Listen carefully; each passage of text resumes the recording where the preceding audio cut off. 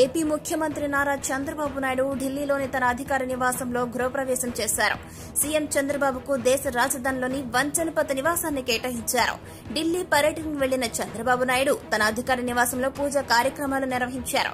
ఈ కార్యక్రమంలో కేంద్ర పౌర విమానయాన శాఖ మంత్రి కింజరపు రామ్మోహన్ నాయుడు, లోక్సభ టీడీపీ పక్ష నాయకులు లావు శ్రీకృష్ణదేవరాయలు, ఎంపీ కేశినేని చిన్ని, సీఎంఓ అధికారులు పాల్గొన్నారు. అధికార పర్యటన నిమిత్తం ఢిల్లీకొచ్చే ఏపీ ముఖ్యమంత్రి బస్ కోసం ఢిల్లీలో కేటాయించినటువంటి వంచనపత్లోని నివాసంలోకి చంద్రబాబు నాయుడు అడుగుపెట్టారు. కేంద్ర హోంమంత్రి అమిత్ షాను కలవడానికి ఢిల్లీకొచ్చిన ఆయన తొలాకదేశ కావడంతో సాంప్రదాయబద్దంగా నిన్న పూజలు చేసి ఇంట్లోకి ప్రవేశించారు.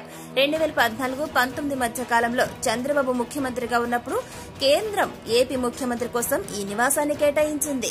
ఈ నివాసం కేటాయించక ముందు ఏపీ భవన్ లో బస చేసే ఆయన తర్వాత పూర్తిగా ఇక్కడికి మారిపోయారు. 2019-24 మధ్య కాలంలో ముఖ్యమంత్రిగా ఉన్న జగన్మోహన్ రెడ్డి కూడా ఢిల్లీ వచ్చిన ప్రతిసారి ఇక్కడే బస చేసేవారు. ఆయన ఖాళీ చేశాక చిన్న చిన్న మరమ్మతులు చేయాల్సి ఉండడంతో చంద్రబాబు గత నెల 12న ముఖ్యమంత్రిగా బాధ్యతలు చేపట్టాక ఢిల్లీకి వచ్చిన ప్రతిసారి ఇక్కడ మాజీ ఎంపీ గల్లా జయదేవ్కు కేటాయించిన 50 అశోక్ రోడ్డులో ఉంటూ ఇక్కడికి వచ్చేవారు. ఇప్పుడు అధికార నివాసం సిద్దం కావడంతో ఆయన శాస్త్రోక్తంగా పూజలు చేసి అందులో ప్రవేశించారు.